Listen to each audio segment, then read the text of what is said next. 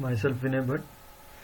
In this video I'm going to tell you about how comparable and comparator interfaces work.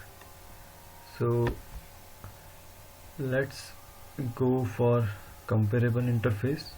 So what is comparable interface? It is the interface which has compare to method inside it, and compare to method compares the object's properties. Like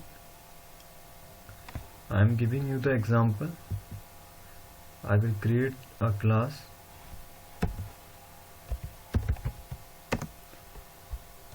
Let's create class employee. Suppose I have a class employee. So employee will have a class will have properties inside it. Properties means attributes. So let's create the attributes of employee. Suppose private modifier int data type. Then I'm creating one property of employee ID, emp ID. Then let's create another one property of employee class, string emp name, employee name. Let's create third one.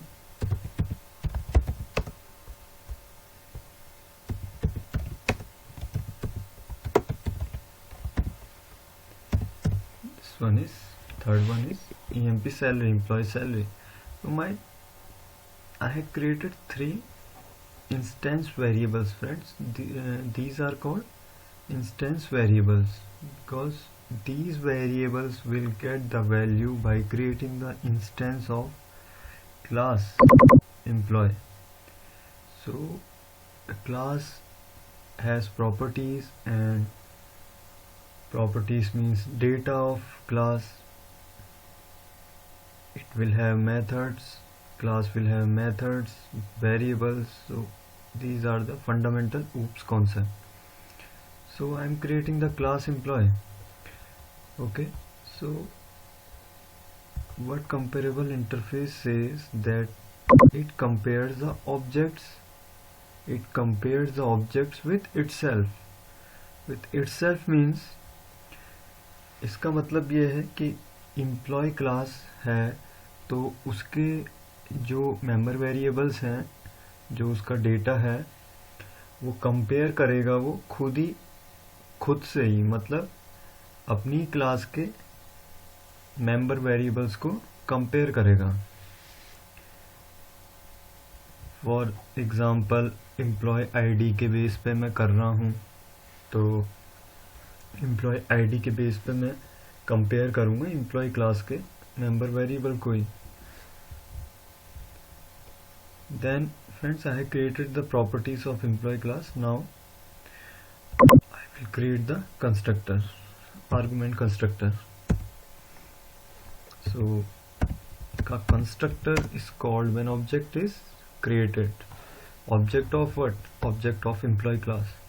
So let's create the constructor here with arguments, with 3 arguments will be there. Public,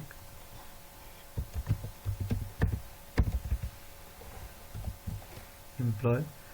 First one is integer type employee ID.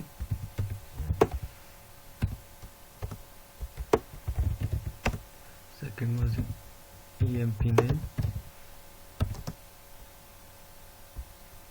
Third one is I have created long data type emp salary. Okay, long वो data type है जो ज़्यादा length तक का मैं store कर सकता हूँ, ज़्यादा लेंथ तक का. इंटीजर से भी बड़ा लॉन्ग है, सैलरी मैंने लॉन्ग रख दिया.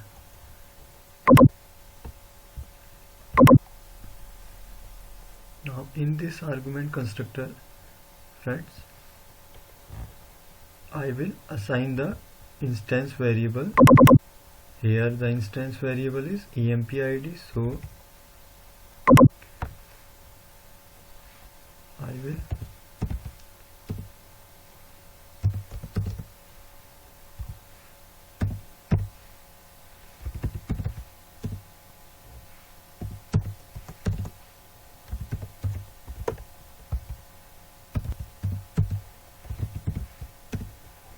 third one is emp salary.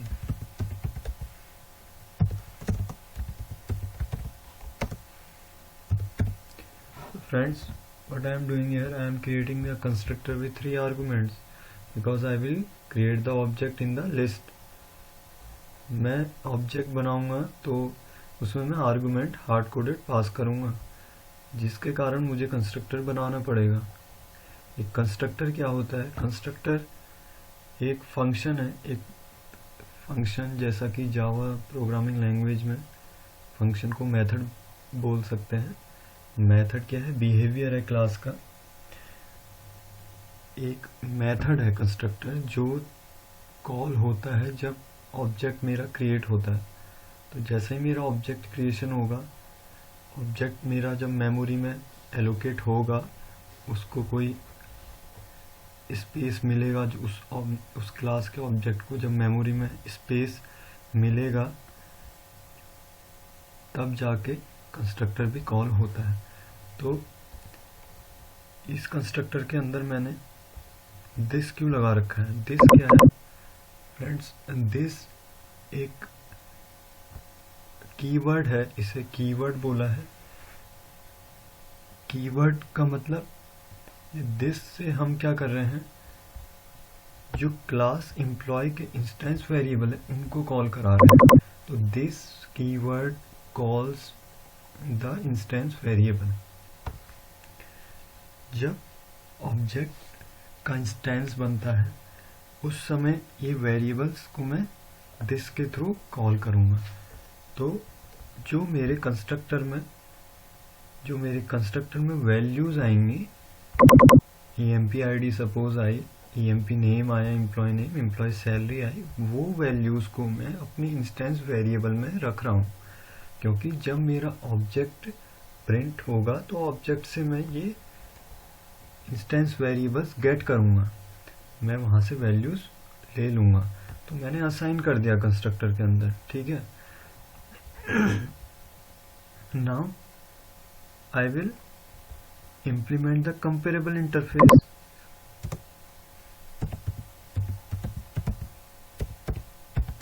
Implements क्यों लिखते हैं? कोई भी इंटरफेस को क्लास जब जैसे एक्सटेंड्स कीवर्ड होता है, वो एक्सटेंड्स कीवर्ड कब लगाते हैं? जब एक रिलेशनशिप बनती है, इज ए रिलेशनशिप। तो इज ए रिलेशनशिप में हमको अपना पेरेंट क्लास के प्रॉपर्टीज सारे फीचर्स इनहेरिट करते हैं एक्सटेंड्स कीवर्ड के थ्रू। ऐसे ही इम्प्लीमेंट्स कीवर्ड लगाते हैं इंटरफेस को इम्प्लीमेंट करने के लिए, इंटरफेस के मेथड को बॉडी प्रोवाइड करने के लिए। बॉडी का मतलब उसको अब हम उसमें चीज़ें इम्प्लीमेंट करेंगे जो हमको उस मेथड में डालना है, कोई भी उस मेथड से काम करवाना है। ओके, तो इम्प्लीमेंट्स मैंने लिखा, फिर मैं इंटरफेस का मैंने कौन सा इंटरफेस बोला अभी? कंपेरेबल। तो कंपेरेबल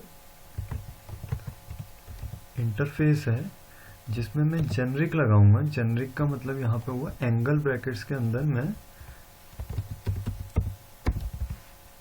एंटिटी, यहाँ पे एंटिटी क्लास का नाम डालूंगा जो कि मेरी क्लास का नाम है एम्प्लॉय। तो ये क्या कह रहा है?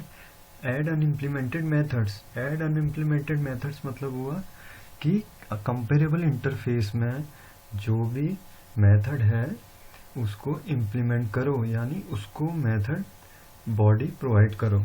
तो मैंने ऐड अनइम्प्लीमेंट मेथड किया, तो मेरा कौन सा मेथड ओवरराइड हुआ फ्रेंड्स? @ ओवरराइड है। @ ओवरराइड का मतलब हुआ जब हम इम्प्लीमेंट्स कर रहे हैं कंपेरेबल इंटरफेस को, तो ये इंटरफेस में मेथड है ऑलरेडी, जो कि मैंने यहाँ पे ओवरराइड करा है। मैं इसे यहाँ पे ओवरराइड करूँगा क्योंकि मैंने इम्प्लीमेंट्स लिखा हुआ है। तो कंपेरेबल इंटरफेस किस पैकेज में है? java.lang पैकेज में कंपेरेबल इंटरफेस है। ठीक है, तो जब मैंने इसे ओवरराइट किया, अब मैं इसमें बॉडी प्रोवाइड करूंगा। इसमें मैं अपना लॉजिक लगाऊंगा। फ्रेंड्स, कंपेरेबल इंटरफेस क्या है? मुझे एम्प्लॉय के प्रॉपर्टीज को सॉर्ट करना है on the basis of employee ID. मैं कह रहा हूँ कि एम्प्लॉय आईडी के बेस पे मुझे सॉर्ट करो, असेंडिंग ऑर्डर में दिखाओ। सपोज करो एम्प्लॉय आईडी 1 है, किसी की 2 है, किसी की 3 है, तो मेरा सॉर्टिंग कैसे हो जाएगी? सबसे पहले एम्प्लॉय आईडी 1 आएगा और उसका जो एम्प्लॉय नेम आएगा वो आएगा और उसकी जो एम्प्लॉय सैलरी होगी।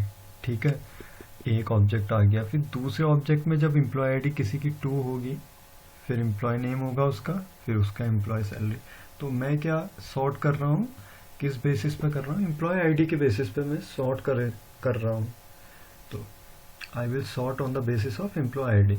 Then I will have to write the logic inside compare to method. तो कंपेयर टू मेथड में लॉजिक क्या लिखूंगा मैं? ये इंट टाइप का है, इंटीजर रिटर्न करेगा। कंपेयर टू इंटीजर रिटर्न करेगा। तो मैं एम्प्लॉय आईडी को सॉर्ट कर रहा हूँ। तो ये एम्प्लॉय जो कंपेयर टू के अंदर ये एम्प्लॉय आया है, ये कहाँ से आया है?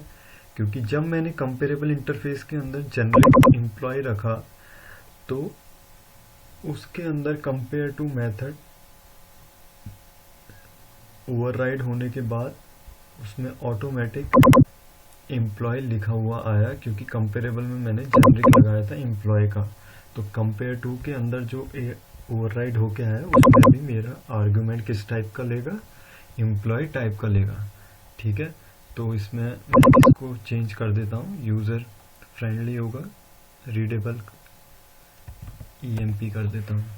तो ये मेरा ऑब्जेक्ट EMP है, एम्प्लॉय क्लास का। ठीक है, तो इंटीजर रिटर्न करेगा कंपेयर टू। मैं सॉर्ट कर रहा हूँ on the basis of employee ID. तो मैं यहाँ पे लिखूंगा रिटर्न। फ्रेंड, दिस क्यों लगाया मैंने? क्योंकि दिस मैंने कहा था अभी कि दिस कीवर्ड होता है जो इंस्टेंस वेरिएबल को कॉल करता है, जो इंस्टेंस वेरिएबल को हमेशा यूज करता है। इंस्टेंस का मतलब क्या हुआ? एम्प्लॉय क्लास के सारे मेंबर वेरिएबल्स और मेथड्स को कॉल कर सकता है, एक्सेस है दिस कीवर्ड के पास। ठीक है फ्रेंड, दिस का मतलब उसी क्लास का इंस्टेंस को कॉल करता है। ठीक है, तो दिस डॉट एम्प्लॉय आईडी किया मैंने, क्योंकि मैं सॉर्ट कर रहा हूँ एम्प्लॉय आईडी के बेसिस पे। तो this dot employee ID, then what I will write? Minus,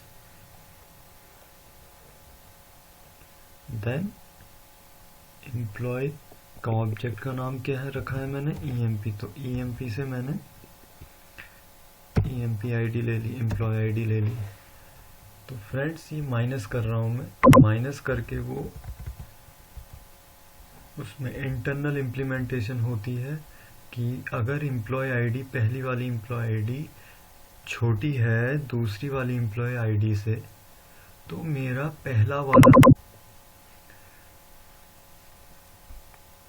array में सॉर्ट जब करेंगे तो सॉर्ट में एरे में वो फर्स्ट आ जाएगा।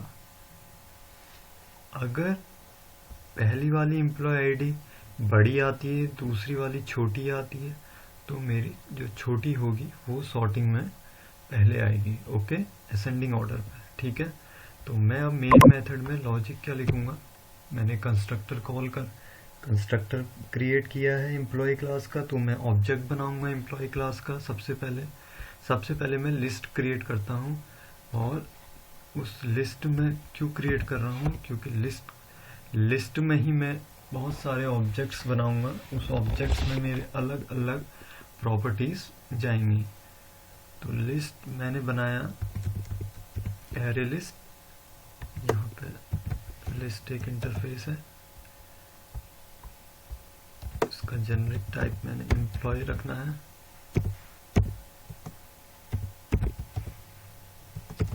New array list.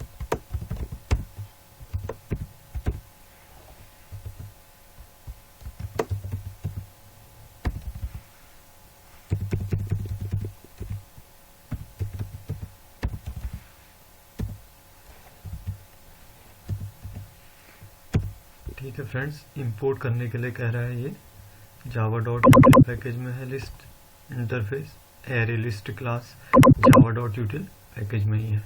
मैंने इसका ऑब्जेक्ट बना दिया लिस्ट LIST।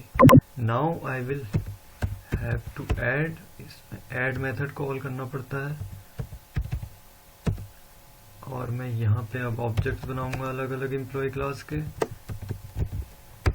अलग अलग ऑब्जेक्ट जब मैंने बनाया तो उसके अंदर मैं आर्गुमेंट पास करूंगा जो कि मेरा कंस्ट्रक्टर बना हुआ है।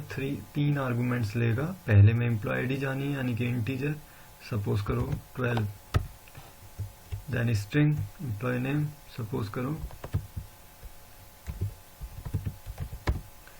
विनय,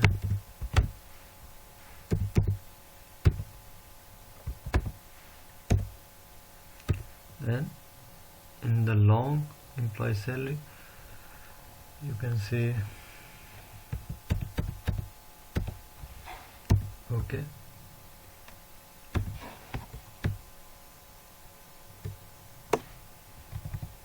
I'm copying this again and again, otherwise time wastage will be there. Then I am changing the values here. Suppose here ID is 3, suppose Yugan, suppose ID is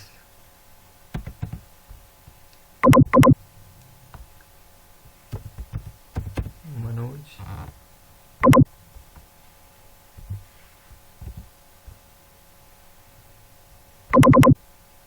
suppose ID is 10, Dinesh,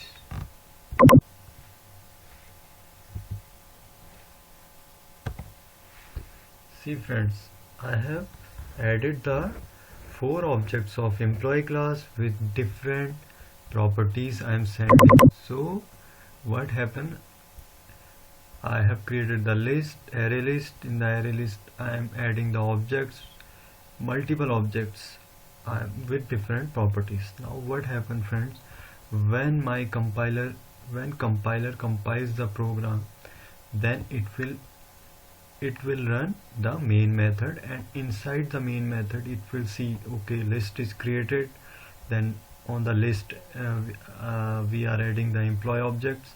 Then when new employee is called, then constructor is automatically called, because new employee means employee object is created with 3 arguments passing in that 3 argument जा रहे हैं। तो जब new employ करेंगे तो सबसे पहले new employ जब होगा, क्रिएशन होगा ऑब्जेक्ट का, तो उससे पहले वो मेरा कंस्ट्रक्टर में जाएगा एम्प्लॉय क्लास के।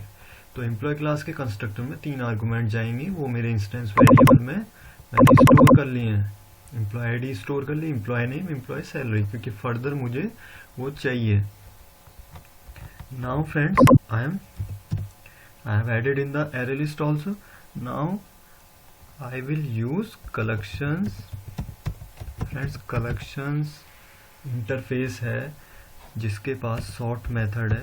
बहुत सारे मेथड्स हैं, मैं पहला कंपेरेबल इंटरफेस के थ्रू दिखा रहा हूँ। तो जब collections डॉट सॉर्ट मेथड होगा उसमें वो कह रहा है कि लिस्ट डालो, लिस्ट का ऑब्जेक्ट यहाँ पे पास करो। लिस्ट का ऑब्जेक्ट मैंने बना रखा है।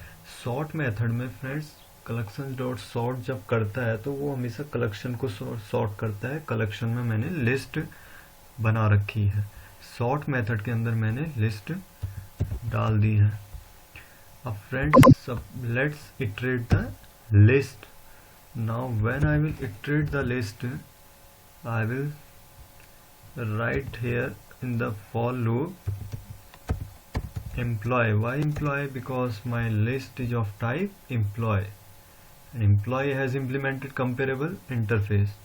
Okay, then after employee I will write any variable of, or you can say employee, in which my variable will data will store. Let's see, let's write here emp obj and colon, then my list. Then one by one for loop will iterate the list collection. One by one my emp object will come, and I am printing my emp object, and from emp object what can I get? I can get the instance variable emp id, emp name, emp salary. So I will write dot emp object dot emp. Now friends, from the emp object, as I have created the variable, so I should have created the getter and setter method also. Why getter and setter? Because due to getter and setter I can get these variables emp id, emp name, emp salary. So as right click on the Eclipse, go to source, there is short keyword also, alt plus shift plus s. You can go from there also, short keyword alt plus shift plus s. Then go to generate getter and setters. Here you will see the 3 checkboxes are there. Select all also you can do. From here select all you can do. Then you can click on OK. Let's see, my getter setter are done. What are getter and setter, friends? Get method means you are getting the instance variable, and setter means you are setting, you are storing that instance variable. So friends, get और set का मतलब होता है कि एक चीज से हम ले रहे हैं कोई वेरिएबल और एक चीज में वेरिएबल में स्टोर करा रहे हैं सेट में, तो गेट एंड सेट बोल दिया, getter and setter. Then emp object dot see, now it is coming get emp id. So friends, let's concatenate with string. Now here I am getting emp salary, so I am printing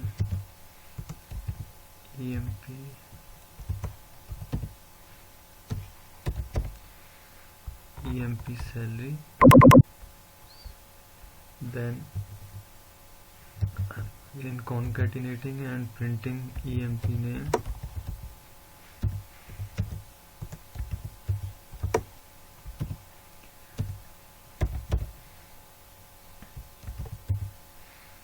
emp name.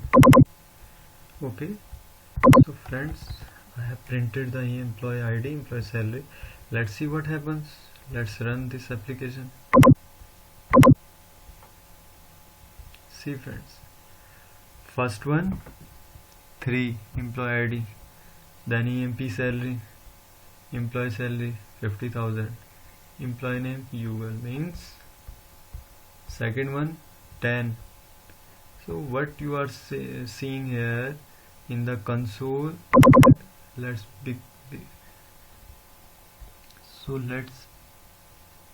check this output. 3 is the employee id which is lowest, so employee id 10 bigger than 3, employee id 12 bigger than 10, employee id 23 bigger than 12. So what you are seeing here, employee id is on the ascending order, and rest of the attributes are as same. 50,000 Yugal, 20,000 Dinesh, 30,000 Vinay, 40,000 Manoj. So rest of the properties are same. I have, because I was sorting on the basis of employee ID using comparable interface. Friends,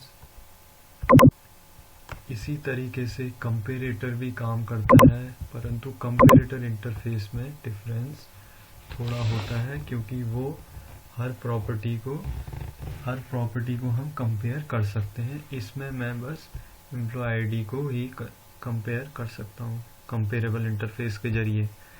तो employ comparator interface में क्या होता, वहाँ पे मैं employ name को एक अलग क्लास बनाता और एम्प्लॉय नेम को कंपेयर कर सकता था, एम्प्लॉय नेम के बेसिस पे भी सॉर्ट कर सकता था कलेक्शन को, और एम्प्लॉय सैलरी के बेस पे भी कर सकता था।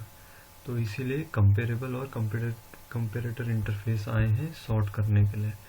तो फ्रेंड्स, ये जो सॉर्ट मेथड है, ये सॉर्ट इंटरनली कैसे करता है, जब हम कलेक्शन डॉट सॉर्ट में कलेक्शन डाल देते हैं, तो जब मैंने लिस्ट डाल दी थी तो उसी समय उसने सॉर्टिंग एल्गोरिदम इंटरनली अप्लाई करी। सॉर्टिंग का मतलब उसने एक एल्गोरिदम लगाई, जैसे मर्ज सॉर्ट और इंसर्शन सॉर्ट का कॉम्बिनेशन है वो एल्गोरिदम। जैसे इंसर्शन सॉर्ट में क्या करते हैं, पहले एलिमेंट को जो 0 इंडेक्स पे होगा उसको हम हर के साथ कंपेयर करते हैं। जब वो छोटा होता है तो उसका इंडेक्स 0 पे ही आएगा।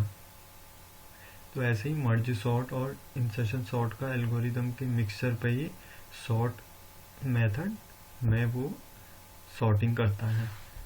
ओके फ्रेंड्स, नेक्स्ट वीडियो में मैं आपको इसी तरीके से प्रैक्टिकल एग्जाम्पल बताऊंगा, वर्किंग एग्जाम्पल कंपेरेटर इंटरफेस का। अभी के लिए bye bye. Please subscribe my channel, और पसंद आया तो प्लीज़ सब्सक्राइब इट। और मैं next video I will bring with comparator interface also. Okay, thanks for watching.